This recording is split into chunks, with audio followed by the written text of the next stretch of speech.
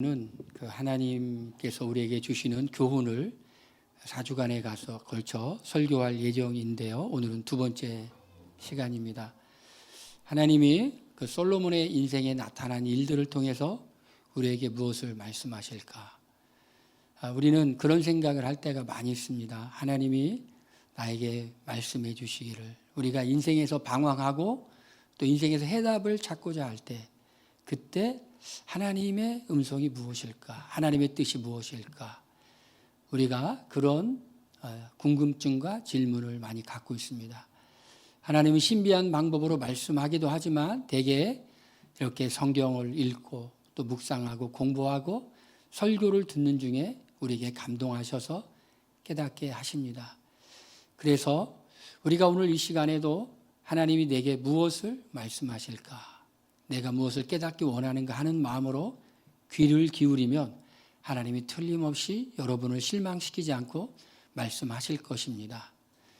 라틴어로 메멘토 모리라는 단어가 있죠. 그것은 너의 죽음을 기억하라 입니다. 우리는 지금 이렇게 살아가고 있지만 한편으로 보면 우리는 죽어가고 있는 거죠. 인생의 시작이 있으면 마지막이 있죠.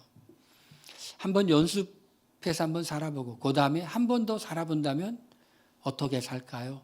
정말 멋지게 살까요? 아니면 내 인생은 한 번으로 충분해. 피곤하게 한 번 더 살아. 어떻습니까, 여러분? 한 번 더 여러분에게 인생이 주어진다면 나는 이렇게 한번 살아보겠다라는 꿈이 있으신가요? 아니면 한 번으로 충분해. 천국에 가서 주님과 영원토록 동행할 거야. 이런 생각을 하십니까? 만약에 한 번 더 내 인생을 살 수 있다면, 기회가 있다면이라고 생각하시는 분들은 그래도 의욕이 있는 분들인 것 같아요. 뭔가 해보고 싶은. 그런데 이대로 끝났으면 좋겠다 하는 분들은 특별한 의욕이 없고, 또는 주님을 너무 사랑해서 빨리 주님 나라에 가고 싶은 사람일 수도 있겠습니다. 이건 즐거운 상상에 불과하고 우리는 한 번으로 끝나는 인생이죠. 그런데 한 번으로 끝나는 인생의 마지막에 남길 말이 있다면 무슨 말을 남길까? 우리에게도 한번 그것을 생각한다면 우리 남아있는 인생을 후회 없이 살아갈 수 있을 것 같아요. 내가 인생의 마지막에 무슨 말을 할까? 내가 가장 사랑하는 자녀들에게, 가족들에게 무슨 말을 남길까? 그리고 그 인생의 마지막에 내가 나에게 무슨 말을 한다면 무슨 말을 할까? 그 말을 한번 여러분이 써보신다면 그 말이 여러분의 가슴 속에, 그리고 우리의 인생을 하나님 앞에 살아가는데 굉장히 큰 지침이 될 수 있을 것 같습니다. 이제 다윗이 죽을 날이 임박하매 라고 성경에 기록되어 있어요. 참 파란만장한 인생을 살았죠. 하나님과 동행했고, 그리고 하나님을 예배했고, 영광도 누렸지만 그의 인생의 말년에 고난과 환난과 핍박과 그리고 여러 가지 시련도 경험했죠. 그런 인생이 드디어 죽을 날이 임박했다. 누구나 다 가는 길이죠. 누구나 피할 수 없는 그 길. 이 임박함에 그 아들 솔로몬에게 명령하여 이르되, 그 마지막 순간에 드디어 아들에게 마지막 말을 남깁니다. 그런데 그 마지막 말이라는 것은 그냥 아들에게 남기는 말일 뿐만 아니라 그가 왕이었던 자기의 인생을 회고하고 그리고 새로운 왕으로 살아갈 그 사랑하는 아들에게 가장 귀한 말을 남깁니다. 그 말, 여러분, 우리 인생에 그리고 멋진 아름다운 인생을 남겼던 사람들의 마지막 말은 정말 귀담아 들을 필요가 있죠.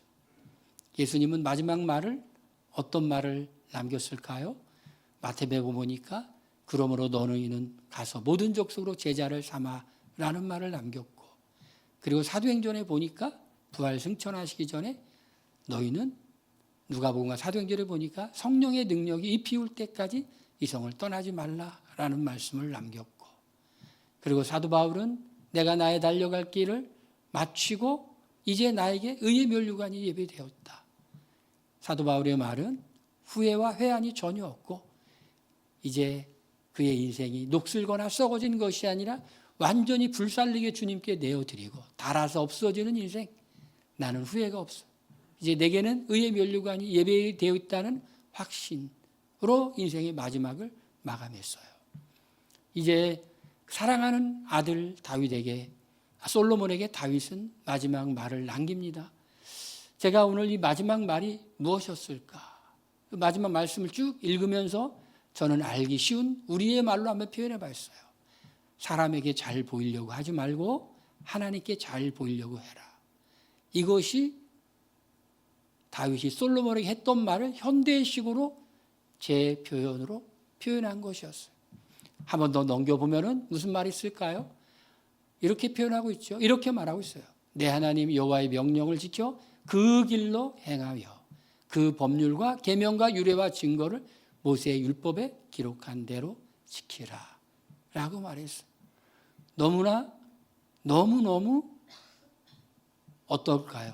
너무너무 특별한 말이었을까요? 너무너무 뻔한 말이었을까요? 서울대 동양 문헌과 서양 문헌을 연구하는 교수님들이 이렇게 서로 대화하는 영상에 보니 고전은 특별한 내용이 아니에요. 그분들의 말이 그래요. 고전은 너무 평범한 말이고 너무나 당연한 말이에요. 우리 삶 속에 쉽게 공감할 수 있는 말. 그런 거기 때문에 수백 년, 수천 명을 이어오면서 사람들의 사랑을 받는 거예요. 오늘 이 말씀은 성경에 너무나 많이 기록되어 있죠. 이 말씀 그대로 똑같이 기록되어 있지 않지만 이렇게 이해할 수 있는 말씀. 우리 신약 성경에는 나를 사랑하는 자는 나의 계명을 지키라. 예수님의 말씀. 이 한마디로 요약하면 계명 지키는 거죠. 그 계명을 지키라는 그 말씀. 다윗은 아들에게 너무나 평범한 말을 합니다. 내 하나님 여호와의 명령을 지켜 그 길로 행하여 그 법률과 계명과 율례와 증거를 모세의 율법에 기록된 대로 지키라 라고 말하고 있죠. 이 말은 또 다르게 말하면 순종해라 그런 말입니다. 너무나 평범하죠. 이 다윗의 유언은 솔로몬에게 종교적 의무를 강조하는 게 아니었어요. 그가 왕으로서 하나님 앞에 살아가야 될 마땅할 도리. 신명기 16장에 보니까 왕의 규례가 있죠. 그 왕의 규례 중에 중요한 것은 늘 옆에 율법을 두고 그 율법에 기록한 대로 행하라는 거예요. 여러분 우리가 누구인지 잘 모르죠. 쉽게 교만하여서 실수할 수 있는 존재고 또 어려운 일이 닥치면 낙심해서 좌절하기 쉬운 존재예요. 그런데 하나님의 말씀을 보면 우리는 교만할 수 없는 존재라는 걸 알게 되고 또 쉽게 낙심해서도 안 되는 존재라는 것을 알게 되죠. 이스라엘의 왕들에 대한 규례는 그런 거예요. 너는 너의 힘을 의지하지 말고 나를 계속해서 의지해 살아라는 거예요. 우리가 하나님의 말씀을 지킨다라고 하는 것은 나의 한계를 인정하고 나의 능력을 부족을 인정하고 하나님의 신실하심을 기억하며 철저히 살아가겠습니다라는 고백이에요. 그런데 이 말을 현대식으로 번역하면 사람에게 잘 보이려고 하지 말고 하나님께 잘 보이려고 해라입니다. 우리에게는 세상 살아가는 동안에 믿음의 싸움이 있죠. 사람에게 잘 보일 건가? 하나님께 잘 보일 건가? 사람에게 왜 잘 보이려고 그러시죠? 여러분 사람에게 잘 보이려고 그러죠? 좋은 사람으로 보여주고 싶죠? 그리고 여러분 좋은 이미지로 괜찮은 사람으로 그리고 누군가에게 좋은 관계를 맺어 싶죠. 왜 그래요? 그러는 동기가 있죠. 바로 누군가의 덕을 좀 보고 싶기 때문에 누군가의 덕을 보고 싶긴데 내가 누군가에게 잘할 때 권력이 힘이 어떤 자리에 있는 사람에게 잘 보여서 내가 덕을 봐서 내가 좋은 자리, 좋은 위치로 가고 싶은 마음이 인간에게는 있어요. 그런데 그런 것보다 더 중요한 게 있어요. 우리의 인생을 인도하시는 분이 누구고 우리에게 손을 베풀고 우리에게 하나님께서 역사해 주신다라는 것이. 사람에게 잘 보이려고. 여러분 사람에게 실망 많이 해보셨죠? 어떤 사람이 그런 얘기를 해요. 이 사람이 좀 나를 도와줄까 하면 그 사람이 떠나버린대요. 저 사람이 나를 도와줄까 하면 그 사람이 또 떠난대요. 누구만 의지하게 하려고 하는 걸까요? 하나님만 의지하게 하려는 거죠. 사람 때문에 실망 많이 하죠. 저 사람이 도와줄 것 같은데 도와주질 않아요. 조금만 도와주면 될 것 같은데 도와주질 않아요. 제가 사람들 얘기를 들어보면 인간관계가 왜 깨어지고 어그러질까? 그것은 정말 도와줄 줄 알았는데 도와주질 않아요. 내가 그 사람에게 정말 잘했는데 그 사람이 나에게 그런 것을 몰라보고 할 때 사람들은 실망하죠. 인간은 연약한 존재라 능력이 없어 도와주지 못할 때도 있고 마음이 없어서 도와주지 못할 때 있고 다양한 이유 때문에 사람들은 의지할 존재가 아니라는 것이. 다윗이 살아가는 동안에 다윗이 하나님의 도움을 참 많이 경험했죠. 그럴 때는 언제였냐면 다윗이 하나님만 바라보고 하나님의 말씀에 그 언약에 충실할 때 하나님이 도와주셨어요. 이 사람이 도와줄까? 못 도와줘요. 저 사람이 도와줄까? 못 도와줘요. 누군가 우리를 사람이 도와준다고 하면 그건 그 사람이 도와주는 것이 아니라 그 사람 배후에 있는 하나님께서 그 사람을 사용해서 도와주는 거예요. 그러니 우리가 먼저 해야 될 일이 있어요. 사람의 눈치 보고 사람에게 잘 보이려고 불순종하는 삶을 살 게 아니라 믿음의 결단을 내리고 하나님의 말씀에 순종해 살아가면 잠언 말씀에 하나님을 기쁘시게 하면 원수라도 친구가 되느니라 라고 기록되어 있어요. 내가 사람에게 잘 보이려고 하지 않아. 나는 하나님께 잘 보이려고. 그렇다고 우리가 이렇게 외골수로 또 세상 사람들이 말한 독고다이로 그렇게 살아가는 것이 아니죠. 우리가 하나님 말씀에 순종해 살아간다는 것은 그렇게 살아가기만 하면 우린 좋은 사람이 돼요. 하나님을 사랑하고 다른 사람을 존중하고 그렇게 살아가면 사람들이 좋은 사람으로 여겨주는 거예요. 내가 좋은 사람으로 보여주려고 할 필요가 없이 내가 좋은 사람이 되어 있으면 걱정할 필요가 없어요. 다른 사람들이 다 알아요. 좋은 사람인지 나쁜 사람인지 능력 있는 사람인지 능력이 없는 사람인지 진실한 사람인지 진실하지 않은 사람인지 알아요. 사람에게 잘 보이려고 하지 말고 하나님께 순종하면 하나님께서 그를 귀하게 여기셔서 책임져 주시겠다고 성경 여러 군데 나와 있으니 이제 다윗이 평생 살아보니 그 말씀이 진짜인 걸 아는 거예요. 진짜구나. 야, 하나님 말씀은 신실해. 그러니 사람에게 잘 보이려고 하지 말고 하나님께 잘 보이려고 하자. 그러면 이렇게 하나님께 잘 보이는 삶, 순종하는 삶을 살면 우리의 인생에 어떤 일이 일어날까요? 오늘 말씀에 보니까 그런 인생을 살아가는 사람에게 일어나는 축복에 대해서 말하고 있어요. 결과에 대해서 말하고 있어요. 그거는 강한 사람이 된다라는 것이요. 너는 힘써 대장부가 되고 라고 말하고 있어요. 힘써 대장부가 되라.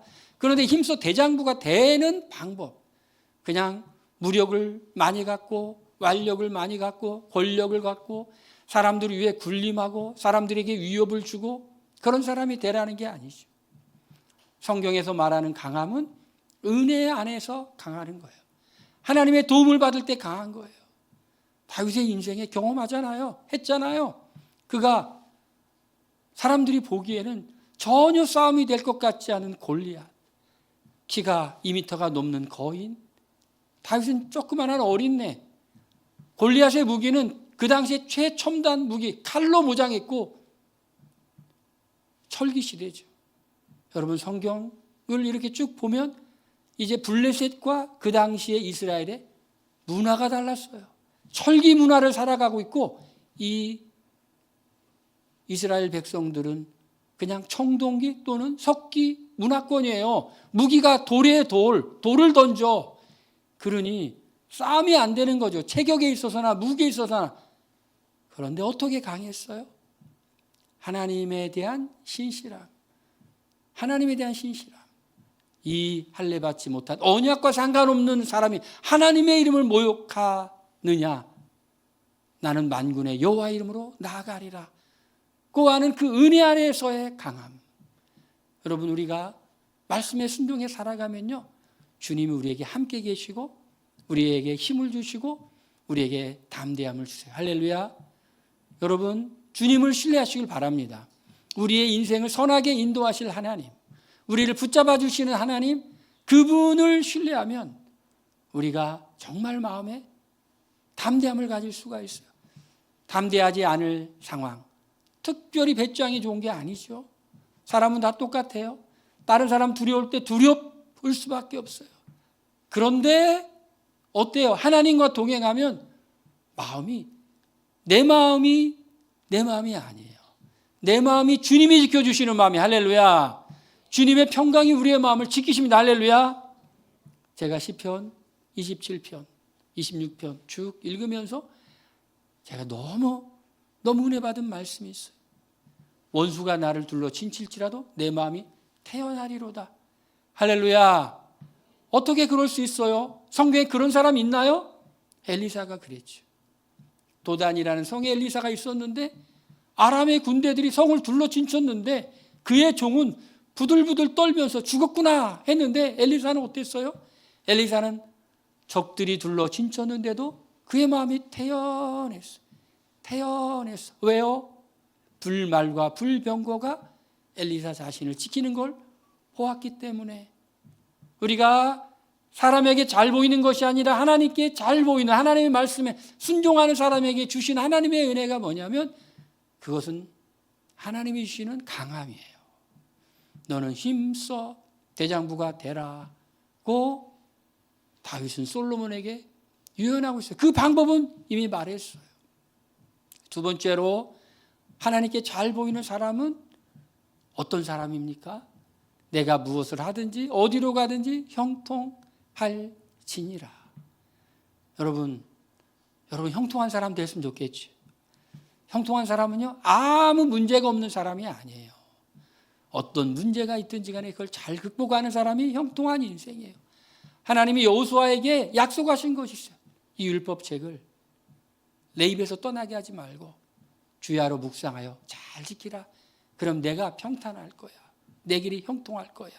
이게 하나님이 여호수아에게 주었던 약속이에요.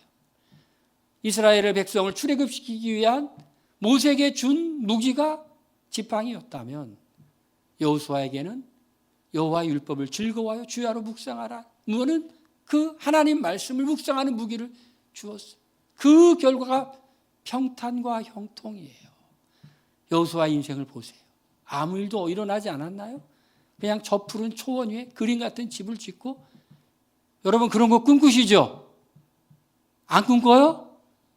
여러분 저 푸른 초원 위에 그림 같은 집을 짓고 이렇게 행복하게 안 꿈꾸세요? 저는 꿈꿔요, 사실. 그래서 유튜브에 그런 거 뭐 자연인 보고 그런 거 하는데, 그런데 그게 성경이 말하는 평탄은 아니라는 거예요. 그게 성경이 말하는 형통은 아니라는 거예요. 얼마나 여호수아의 인생이 다이나믹했어요. 얼마나 많은 전쟁을 거쳤고, 그리고 승리했고, 그리고 점령했고, 하나님과 동행했고, 정말 어려운 순간순간, 큰 전쟁이 일어나는 순간마다 하나님이 여호수아에게서 나타나 특별히 말씀하시는 그 은혜를 경험했어요. 주 예수보다도 귀한 것은 없네. 주님을 정말 아는 사람들의 고백은 그거예요. 내 평생의 소원 한 가지, 내가 여호와의 집에 영원히 거하리로다. 그 말씀은 뭐냐면 다른 말씀이 아니에요. 주님과의 이 친밀한 교제의 은혜를 내가 누리기를 원해요.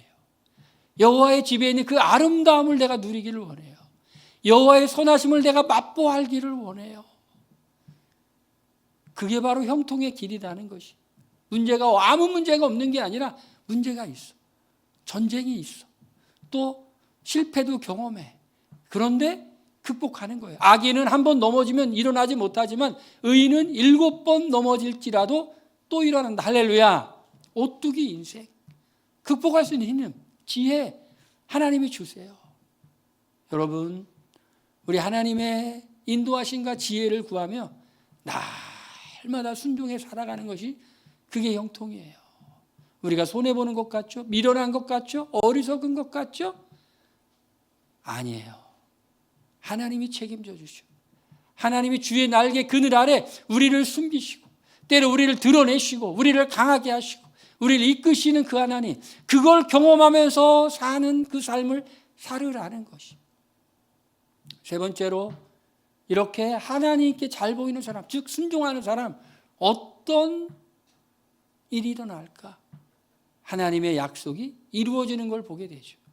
내 자손들이 그 길을 삼가 마음을 다하고 성품을 다하여 진실이 내 앞에 행하면 이스라엘 왕위에 오를 사람이 내게서 끊어지지 아니하리라. 이 약속은 어디죠? 바로 다윗이 성전을 건축하려고 그럴 때 너는 성전을 건축할 수 없어. 네 아들이 성전을 건축할 거야. 그렇지만 하나님이 나단을 통해 다윗에게 준 약속이에요. 여러분, 우리가 약속을 받는 건 너무나 소중하죠. 다윗이 뭘 큰 일을 하기 해서 약속을 받은 게 아니에요. 하나님 앞에서 선한 뜻만 품었어. 선한 뜻만 품었어. 그 다음에 그리고 성전 건축을 위해 준비됐죠. 그랬더니 하나님이 약속을 주셨어. 근데 이 약속은 어떻게 성취될까? 사람에게 잘 보이려고 하는 것이 아니라 하나님께 잘 보이려고 그래.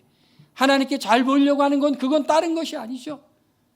하나님의 말씀, 기록된 말씀대로 순종하며 살아갈 때 그게 바로 하나님께 잘 보이는 거라는 것이.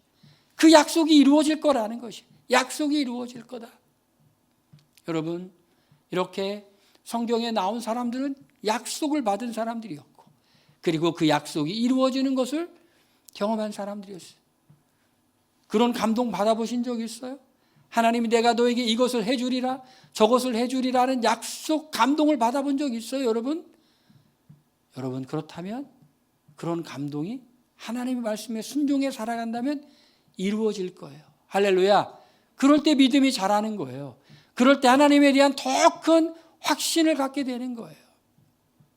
다윗의 마지막 말은 여기에 끝인 것이 아니었어요. 이제 다윗은 그 다음 단계로 이제 요압에 대해서, 바르실레에 대해서, 그리고 시므이에 대해서 어떻게 할 것을 말하고 있어요. 그러니까 하나님께 잘 보이는 사람, 순종하는 사람은 사람들과의 관계에서 어떻게 할까? 하나님께 잘 보이는 사람은 유다, 이스라엘을 다스리는데 어떻게 다스리는 나갈까? 실제 어떤 행동을 할까를 보여줘요. 첫 번째로 보니까 이제 다윗이 말하는 것을 이거예요. 공의롭게 사람을 대하라 라는 거예요. 공의롭게 사람을 대하라. 공의롭게 사람을 대하라. 요압이라는 사람이 있어요. 이 요압에 대해서 다윗은 이렇게 유언해요. 요압이 내게 행한 일, 곧 이스라엘의 군대 두 사람과 네레의 아들 아브넬과 예델의 아들 아마사에 행한 일, 내가 알거니와 그가 그들을 죽여 태평시대 전쟁의 피를 흘리고, 이렇게 말하고 있어요. 요압은 좋은 점도 있고 나쁜 점도 있어요. 좋은 점은 무엇이었을까? 다윗과 함께 다윗의 군대 장관으로 다윗을 위하여 전쟁에 나가서 많은 승리를 거뒀던 그런 사람이 요압이었어요. 그런데 이 요압의 마지막이 왜 아름답지 못했을까? 여러 가지 이유가 있어요. 그가 처음부터 끝까지 하나의 길로 가지 않았다는 거예요. 그가 다윗의 군대 장관으로 살았지만 그가 다윗의 말에 온전히 순종하지는 않았다는 거예요. 아브넬이라고 하는 이제 다윗이 유다의 왕이었고 그리고 사울과 이렇게 분리된 왕국으로 있었을 때가 있죠. 이 아브넬은 이스라엘, 북이스라엘. 원래 남유다 북이스라엘로 갈라지기 전에 다윗이 유다 족속의 왕이었고 나머지는 사울과 그의 후손 이스보셋이 나라를 다스리고 있었어. 초기에. 그때의 북쪽의 왕국에 사울 왕가의 군대 장관이었어. 그가 다윗과 좋은 관계를 맺기 위해 찾아왔지만 요압은 그 아브넬이 자기 동생을 죽였다는 원한으로, 개인적인 원한으로 죽이죠. 그러니 이 요압은 항상 순종하는 것 같지만 거기에 자기의 의도를 넣었어요. 아마샤는 누구예요? 압살롬의 군대 장관이었죠. 압살롬이 죽고 난 다음에 다윗은 그를 죽이기 원치를 않았는데 또 요압이 또 죽였어. 또 죽였어. 다윗이 이렇게 힘이 빠져 있을 때 요압은 아도니아가 스스로 왕이 되고자 했을 때 그 편에 또 속했어. 이렇게 말합니다. 그가 그들을 죽여 태평시대에 전쟁의 피를 흘리고 전쟁의 피를 자기 허리에 띤 띠와 발에 신은 묻혔으니 라고 말해요. 그를 곱게 죽게 하지 말라라고 말해요. 머리에. 그러니까 다윗이 이 요압을 어떻게 하고 싶었겠죠. 그런데 그 힘이 없었던 거예요. 요압을 어떻게 하면 반란이 날지 어떻게 될지 불안하게 못했는데 마지막에 다윗은 자신의 개인의 원한을 풀으라는 것이 아니라 공의롭게 사람을 다스려라 라는 것이. 사람을 대할 때 하나님을 경외함이 없으면 사람을 두려워하지. 좀 힘이 있는 것 같고 그러면은 조심하고, 약한 것 같고 함부로 대하고, 이거는 굉장히 비겁한 행동이지. 여러분, 정말 멋진 사람은 어떤 사람일까요? 사람이 보기에 힘이 있어도 당당하고, 사람이 보기에 약해도 귀하게 여겨주는 것, 이게 진짜 멋있는 사람이에요. 하나님의 말씀에 순종하는 사람이에요. 공의롭게 행동하라는 것이 죄에 대하여 그 죄를 물을 수 있는 담대함으로 살아라. 누가 이렇게 살 수 있다고요? 사람에게 잘 보이려고 하는 사람이 아니라 하나님께 잘 보이려고 하는 사람. 정치적으로 그냥 풀려고 하는 사람이 아니라 하나님의 말씀에 순종해 나가려고 하는 사람. 한 명의 이름이 또 더 나옵니다. 바르실레라는 사람이 나와요. 바르실레라고 하는 이 사람은 나이가 많은 사람이었는데 압살롬에 의하여 다윗이 예루살렘에 비우고 도망갈 때 그에게 선대했던 사람이에요. 선대했던 사람. 저는 이 하나님의 말씀 중에서도 이 감사라는 말씀, 은혜를 잊지 말라는 이 말씀을 마음에 많이 새기고 있어요.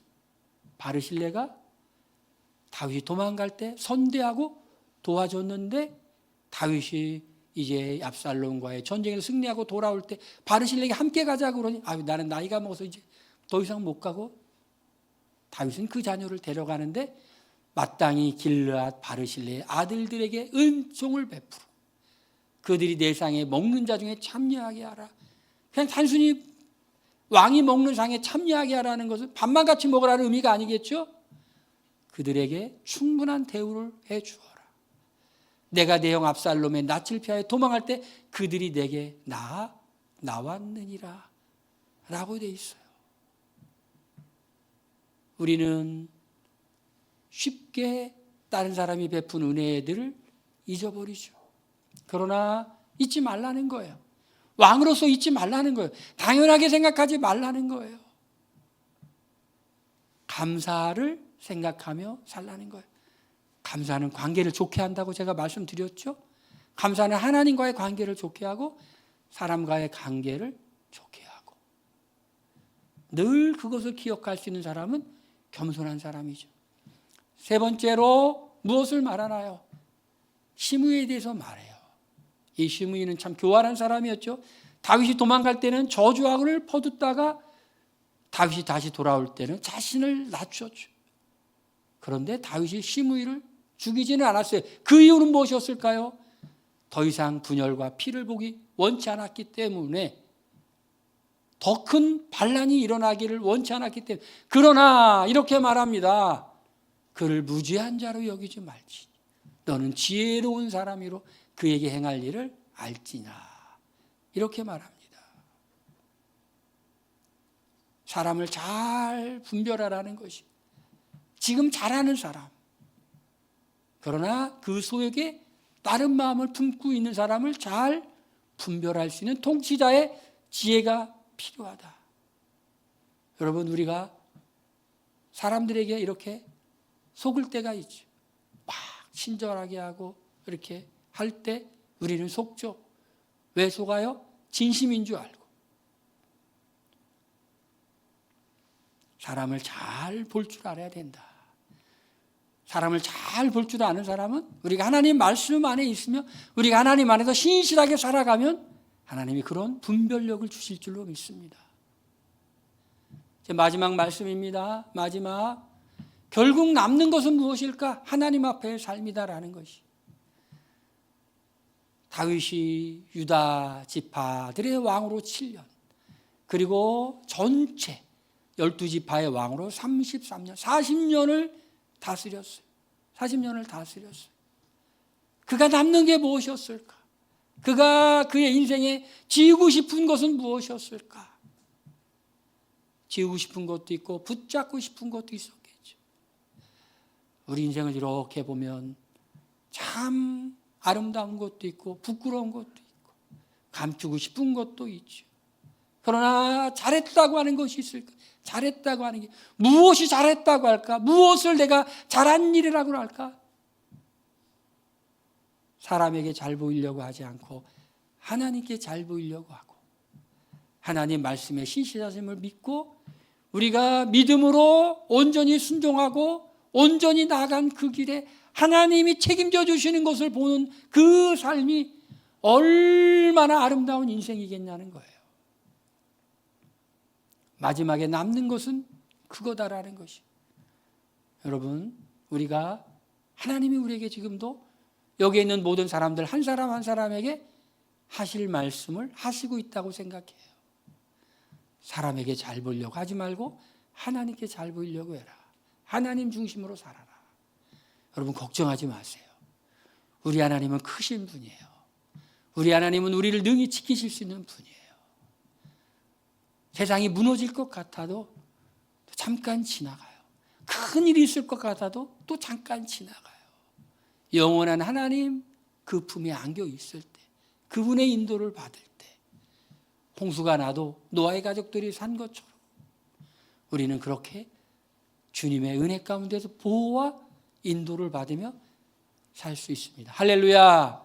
오늘 이 말씀 붙잡고 일주일 동안 우리가 세상에서 정말 사람을 자기에게 잘 보이려는 것이 아니라 하나님께 잘 보이려는 삶을 살기를 주의 이름으로 축원드립니다.